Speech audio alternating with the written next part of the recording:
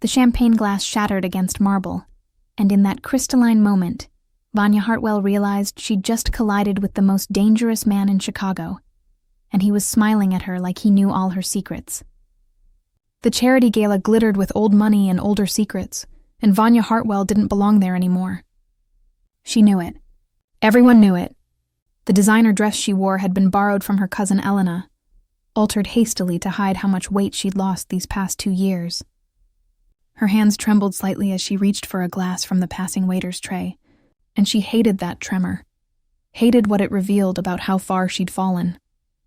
2 years ago, she would have swept through these doors like she owned them. The Hartwell name had meant something then.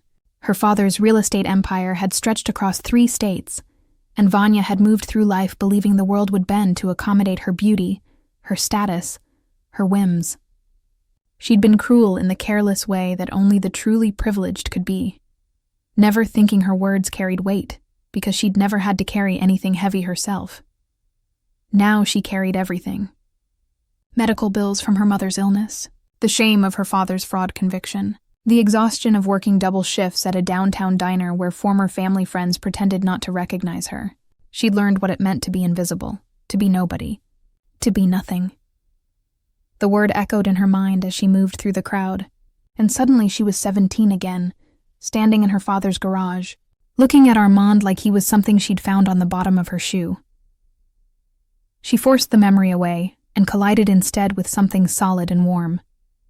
The champagne glass flew from her hand, shattering in a spray of crystal and golden liquid across the pristine marble floor. Vanya stumbled backward, an apology already forming on her lips, and looked up into the face of a stranger. Except he wasn't a stranger.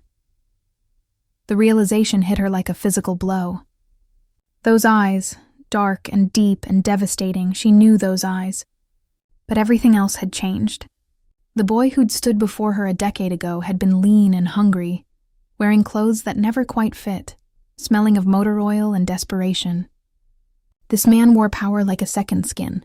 The suit was clearly custom, probably worth more than she made in 6 months. His jaw was sharper now, shadowed with deliberate stubble. His shoulders had broadened. His presence had intensified. And when he looked at her, the air itself seemed to thin. Her breath caught in her throat. No, it couldn't be. Armand didn't speak immediately. He simply watched her with an expression she couldn't quite read. Something between amusement and assessment, like she was a puzzle he'd already solved but was enjoying watching her figure out. The noise of the gala faded into a distant hum. She became acutely aware of how close he stood, of the subtle scent of expensive cologne and something underneath that was uniquely him, of the way his gaze traveled over her face like he was cataloging every change the years had carved there. A server appeared with a towel, murmuring apologies. Armand waved him away without breaking eye contact. When he finally spoke, his voice was different too, deeper, textured with an authority that made her knees weak. Vanya Hartwell. It's been a long time. She couldn't find words. Her mind had gone blank except for one screaming thought. This was Armand. The boy she'd destroyed with 5 words. You're nothing. You'll always be nothing. Her voice cracked. She cleared her throat, forcing herself to meet his gaze even though everything in her wanted to run. Armand. I didn't know you'd be here. Something flickered in his expression, and gone so quickly she might have imagined it. No, he said quietly. I don't suppose you did. The words were simple, but they landed like an accusation. Vanya felt heat crawl up her neck. Of course she hadn't known. She didn't move in these circles anymore. She'd crashed this event with Elena's pity invitation, hoping to make some connection that might lead to actual employment, something better than the diner where her feet ached, and her pride died a little more each day. Armand tilted his head slightly, studying her with an intensity that made her feel stripped bare. You look different, he observed. It wasn't a compliment. Vanya knew what he saw. The shadows under her eyes that makeup couldn't quite hide. The way her collarbones pressed too sharply against her skin. The brittleness that had replaced her once careless confidence. She'd been beautiful once in the way that required no effort. Now she was barely holding herself together. So do you, she managed, and hated how breathless she sounded. His mouth curved into something that might have been a smile if it had reached his eyes. Yes, I do. The silence stretched between them, heavy with everything unsaid. Vanya's heart hammered against her ribs. She needed to leave, to escape before she completely humiliated herself. But her feet wouldn't move. Something about the way Armand looked at her, like he could see straight through to all her broken pieces, had paralyzed her. A man in an expensive suit approached, touching Armand's elbow deferentially. "Mr. James, the mayor is asking for you." Mr. James. The name sent ice through Vanya's veins. Everyone in Chicago knew that name. Armand James controlled half the city's businesses, legitimate and otherwise. People whispered about him in tones mixing respect and fear. He was the man you went to when you needed problems solved, when you needed protection, when you needed power. He was everything she'd once told him he'd never be. Armand's gaze held hers for one more loaded moment. Then he stepped back, and the loss of his proximity felt like a physical ache. "We're not finished, Vanya," he said softly. "Not by a long shot." He turned and walked away, the crowd parting automatically before him, and Vanya stood frozen among the shattered crystal, her heart racing so fast she thought it might burst through her chest. She didn't see the envelope until later. Pristine white paper. Her name written in bold black ink, slipped into her borrowed clutch by hands she'd never noticed. Inside was a single card embossed with an address and a time. Tomorrow, 8 p.m. And beneath it, in that same bold hand, "We have unfinished business." Vanya didn't sleep that night. She lay in her cramped studio apartment, so different from the sprawling estate she'd grown up in, and stared at the card until the words blurred. Every rational instinct screamed at her to ignore it, to throw it away, to pretend Armand James was still the poor mechanic's son she could dismiss with a laugh. But he wasn't, and she couldn't. The address led her to the penthouse of the Meridian Tower, the most exclusive building in Chicago's Gold Coast. The elevator required a key card the doorman provided after checking her name against a list. As the floors climbed, so did Vanya's pulse. She'd changed outfits 4 times, finally settling on the only professional dress she owned.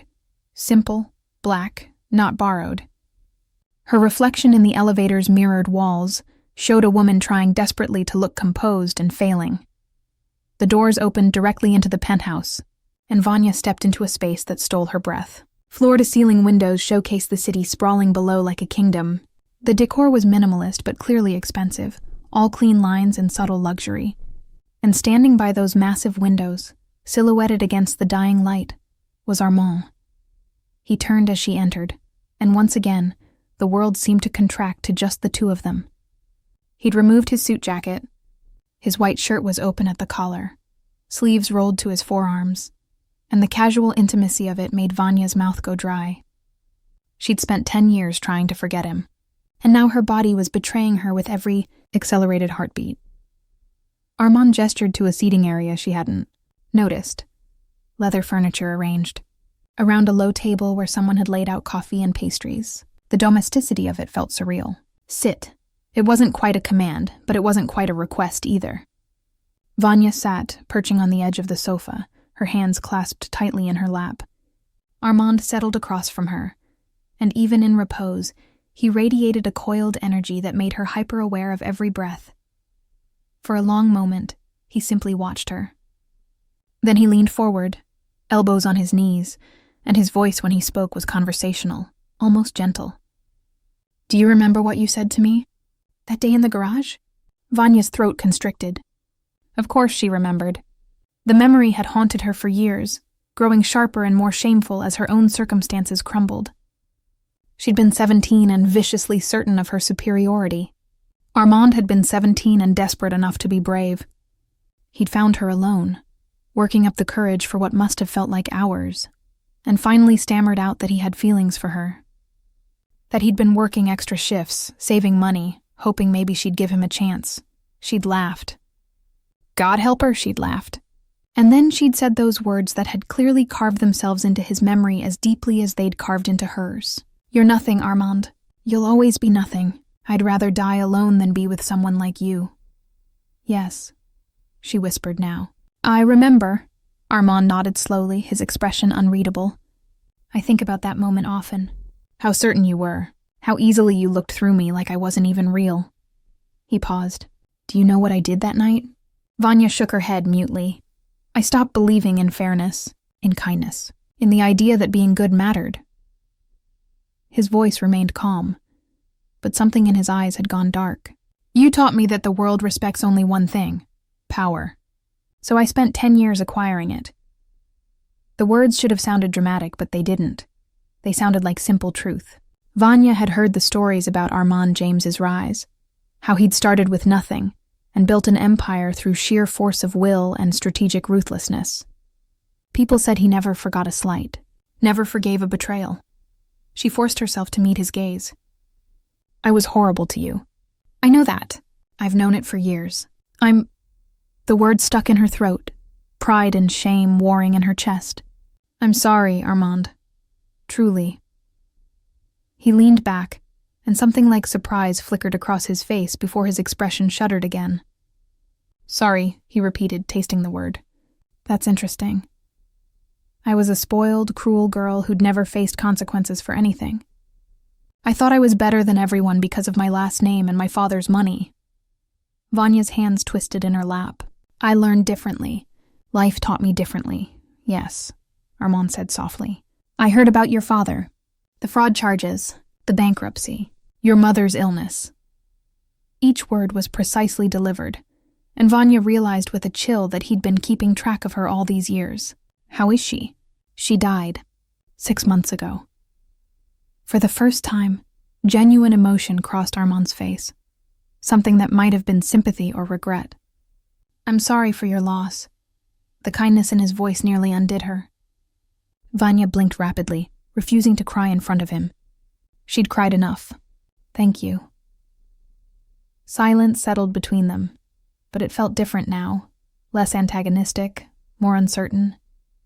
Vanya risked a glance at Armand and found him still watching her with that same intense focus that made her pulse race. Even now, even knowing how badly she'd hurt him, her treacherous body responded to his presence. She was acutely conscious of the space between them, of the way his shirt fit across his shoulders, of how his hands, once scarred from mechanic work, now looked strong and capable and carefully maintained. This was insane. She had no right to feel anything for him except shame. "Why did you ask me here?" she finally asked. Armand stood, moving to pour himself a drink from a crystal decanter she hadn't noticed. He didn't offer her one. When he turned back, his expression had shifted into something she couldn't read, calculation mixed with something that might have been longing. "Because I can't stop thinking about you," he said simply. 10 years and you're still in my head. I've tried everything. Other women, work, distance. Nothing erases you, Vanya's breath caught. The confession hung in the air between them, raw and unexpected. She didn't know what to say. What could she possibly say? Armand took a slow sip of his drink. "You destroyed something in me that day, Vanya. But apparently, you didn't destroy everything." He set down his glass and moved toward her with predatory grace, stopping close enough that she had to tilt her head back to meet his eyes. "So here's what's going to happen. You're going to let me into your life. Let me provide for you, help you, be near you. And maybe..." His voice dropped to barely above a whisper. "Maybe you'll prove you're not the girl who broke me. Or maybe you'll break me again. Either way, I need to know." The next 3 weeks passed in a blur that left Vanya dizzy and disoriented, like she'd stepped into someone else's life. Armand had been true to his word. He'd inserted himself into her world with the same calculated precision he apparently applied to everything. But it wasn't what she'd expected. He didn't throw money at her or try to solve her problems with brute force. Instead, he appeared at the diner where she worked, sitting in a back booth with his laptop, ordering coffee and barely touching it while his presence made her hands shake when she poured refills, walking past her building at exactly the time she left for her evening shift, falling into step beside her like it was the most natural thing in the world, sending her texts that were never demanding, just small observations about his day that somehow made her smile despite everything. And slowly, terrifyingly, Vanya felt her defenses crumbling. She'd expected the powerful Don, the ruthless businessman. Instead, she kept catching glimpses of the boy she'd once dismissed, the one who noticed when she was tired and quietly arranged for her shifts to be shorter without her asking. The one who remembered she'd once loved old movies and somehow procured tickets to a classic film festival. The one who listened when she talked, really listened. Like every word mattered. It made her chest ache in ways she didn't know how to process. Tonight, he'd invited her to dinner. Not at some ostentatious restaurant, but at his penthouse where he'd apparently cooked. Vanya stood in his kitchen now, watching him move with surprising competence between the stove and counter, and her heart was doing dangerous things in her chest. He'd rolled his sleeves up again, and she couldn't stop noticing the flex of his forearms as he worked. Couldn't stop tracking his movements with her eyes. Couldn't stop feeling like every cell in her body was oriented toward him, like he was magnetic north, and she was a compass with no choice but to follow. This was how he'd felt, she realized with stunning clarity. 10 years ago, when he'd looked at her. This was what he'd experienced.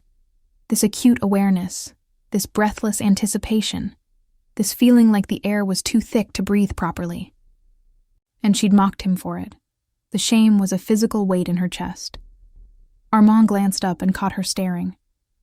Something shifted in his expression, heat and hunger and something softer she was afraid to name. "You're quiet tonight." Vanya forced herself to look away, focusing instead on the view beyond his windows. "I'm trying to understand you. And what have you concluded?" She turned back to find him watching her with that intensity that made her feel transparent. "That you're not what I expected. That you're kind, even after everything." Armand set down the knife he'd been using and moved toward her, closing the distance until they stood just feet apart, close enough that she could feel the heat radiating from him, close enough that she had to fight the urge to sway forward into his orbit. "Don't mistake patience for kindness, Vanya," he said quietly. "I'm not a good man. I've done things that would horrify you, hurt people, destroyed lives when it served my purposes." His gaze held hers captive. "But with you, I'm trying to be better. Trying to be the man I might have become if you hadn't taught me that kindness was weakness." The words cut her, but she didn't look away. "I was wrong. So wrong, Armand. You were never nothing. I was nothing. Just a pretty shell with an ugly heart." He reached out slowly, giving her time to pull away, and brushed his fingers along her jaw. The touch was feather-light, but it sent electricity racing through her nervous system. Vanya's eyes fluttered closed involuntarily, and she heard his sharp intake of breath. "You undo me," Armand whispered, and his voice was ragged. "One touch and I'm 17 again, desperate and hopeless, and so in love I couldn't see straight." Her eyes flew open. He was closer now, his face inches from hers, and the naked emotion in his expression stole her breath. This powerful man, this dangerous man, was looking at her like she held his entire world in her hands. "Armand." Her voice broke on his name. "I tried to hate you," he continued, his thumb tracing her cheekbone with devastating gentleness. "Spent years telling myself I hated you, but then I saw you at that gala, and you were so different. Fragile and broken and still so beautiful it hurt to look at you, and all I wanted was to gather you up and keep you safe, to erase every hard thing you'd faced, to make you smile the way you used to smile before life taught you cruelty." Tears burned in Vanya's eyes. She didn't deserve this, didn't deserve him. But God help her, she wanted it anyway, wanted him with an intensity that terrified her. "I don't know how to fix what I broke," she whispered. Armand's hand curved around the back of her neck, his fingers threading through her hair. The gesture was possessive and tender all at once. "Maybe it doesn't need fixing. Maybe it just needs acknowledging. You hurt me, Vanya. Carved yourself into my soul and then walked away. But I hurt too because I loved you. Because some part of me still loves you. Because apparently, I'm the kind of fool who can't let go." The confession hung between them, raw and real. Vanya felt something crack open in her chest. All the walls she'd built, all the protection she'd wrapped around her heart, crumbling under the weight of his honesty. "I don't love the girl you were," Armand said softly. "She was cruel and thoughtless. But this woman in front of me now, who's learned empathy through suffering, who apologizes and means it, who looks at me like I'm—" He stopped, swallowing hard. "I could love her very easily. I think I already do." Vanya's hand came up to cover his where it rested against her neck, and for the first time in 10 years, she let herself hope. But before she could speak, before she could tell him that she was falling too, had been falling since the moment she recognized him at the gala. His phone shattered the moment with its harsh ring. Armand's expression darkened as he glanced at the screen. "I have to take this," he said, stepping back, and the words he heard made his face go hard. "There's been an incident. Someone's coming for you, Armand, and they know about the girl." The safe house was smaller than Armand's penthouse, but no less secure. Vanya sat on the edge of an unfamiliar bed, trying to process the last 6 hours. One moment she'd been in Armand's kitchen, balanced on the edge of something beautiful. The next, she'd been hustled into an unmarked car by men who called Armand boss and wouldn't meet her eyes. Now it was 3 a.m, and Armand stood by the window with his phone pressed to his ear, his voice low and dangerous as he barked orders to someone on the other end. She'd never seen this side of him, the Don, the leader, the man people feared. His entire bearing had shifted into something harder, more ruthless. And somehow, impossibly, it made her heart race even faster. He ended the call and turned to find her watching. For a moment, his expression remained that cold mask of authority. Then it softened, and he crossed the room to kneel in front of her so they were eye level. "Are you all right?" His hands settled on her knees, warm and grounding. Vanya nodded, not trusting her voice. She wasn't all right. She was terrified and exhilarated and so desperately in love with this man that it felt like drowning. When had it happened? When had Armand stopped being the boy she'd rejected and become the only person she wanted? "Tell me the truth," Armand said quietly. "Are you here because you feel guilty? Because you think you owe me something?" "No." The word came out fierce and immediate. Vanya reached out, framing his face with trembling hands. "I'm here because when that phone rang, all I could think was that something might happen to you, and I'd never get to tell you that you're the best man I've ever known. That somewhere between the gala and tonight, I fell completely in love with you, and I know I don't deserve you. I know I hurt you terribly, but Armand," her voice broke, "I love you, not because of what you've become or what you can give me, but because of who you are, the man who's patient and kind despite everything life taught him, the man who listens and remembers and makes me want to be better." Armand's eyes had gone dark and intense. His hands came up to cover hers where they rested against his face. "Say it again." "I love you." He surged forward, pulling her against him in an embrace that felt like coming home. Vanya buried her face in his neck, breathing him in, feeling his heart hammer against her chest. They stayed like that for long moments, just holding each other, and she felt years of pain and regret beginning to loosen their grip. When Armand finally pulled back, his expression was blazing.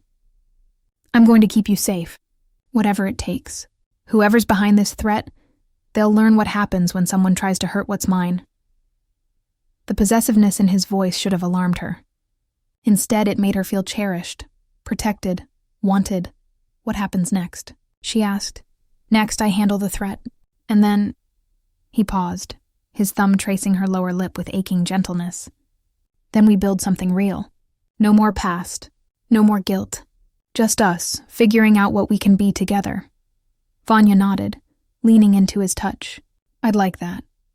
The threat, when Armand's people finally tracked it down, turned out to be smaller than feared, a rival trying to gain leverage who quickly backed down when confronted with Armand's full resources. But those 3 days in the safe house, waiting for resolution, became something precious. They talked about everything, childhoods and dreams and all the years between that moment in the garage and now. Armand told her about building his empire, about the loneliness of power, about how he'd convinced himself he was happy until he saw her again. Vanya shared her own journey through loss and humiliation, how it had stripped away her arrogance and left behind someone she actually liked. They laughed. They argued about movies and music. They sat in comfortable silence. And through it all, Vanya felt herself healing in ways she hadn't known she needed. Armand looked at her like she was precious, like she mattered, like her presence was the answer to questions he'd been asking for years. She'd spent a decade thinking love was something shallow, attraction and status and convenient compatibility. But this thing growing between them was deeper, rooted in honesty and forgiveness, and the kind of seeing that went soul deep. On the 4th day, Armand deemed it safe to return. He took her back to his penthouse, And as they stood by those massive windows watching the sun set over Chicago, he pulled her against his side. "I meant what I said," he murmured against her hair, "about loving you, about building something real." Vanya turned in his arms, looking up at the man who'd somehow become her entire world. "So did I, about all of it." He smiled then, a real smile, unguarded and boyish and so beautiful it made her chest ache. "Then stay, marry me, move in here. Let me take care of you while you figure out what you want to do next. Not because you owe me, but because I love you and I want you close." "What will people say?" she asked, but she was already smiling because she didn't care about anything except this man and this feeling and the future stretching out before them. Let them talk. Armand's arms tightened around her. "All that matters is that you're here, that you're safe, that you're mine, yours," Vanya agreed softly, and felt the last piece of her broken heart slide back into place. Vanya moved into the guest room of Armand's penthouse, and the days that followed were the happiest of Vanya's life. They'd stay up talking into the night, and some nights, Vanya would wake to find Armand still sitting there, watching her in the darkness, his expression soft with wonder and love, as if she were the most precious thing he'd ever seen. And she'd remember the boy in the garage, the one who'd loved her with desperate sincerity, and marvel at how life had given them both a second chance. She'd learned that love wasn't about perfection. It was about seeing someone's flaws and choosing them anyway, about forgiveness and growth and the courage to be vulnerable, about how the boy you once dismissed could become the man you couldn't live without. And because Armand wanted to wait no longer, a week later, Vanya stood in that same penthouse, wearing a simple white dress and holding a bouquet of wildflowers. The ceremony was small, just a few close friends and the officiant. Armand stood across from her in a dark suit, his eyes never leaving her face, and when he took her hands in his, she felt the rightness of it settle into her bones. They'd come so far from that moment in the garage. From cruelty and rejection to love and acceptance. From broken pieces to something whole and beautiful. When the officiant pronounced them married, Armand pulled her close, his forehead resting against hers. "I love you, Vanya James," he whispered. "My wife, my heart, my everything." "I love you," she whispered back, and felt tears of joy slip down her cheeks. "Thank you for remembering. Thank you for forgiving. Thank you for loving me anyway. Always," Armand promised. And as the city sparkled below them and their friends applauded, Vanya knew with absolute certainty that some love stories did get second chances. Some broken things did get healed, and sometimes the boy who was told he was nothing could become everything. She smiled up at her husband, her heart so full it felt like it might burst, and knew that their story, scarred and imperfect and absolutely real, was only just beginning.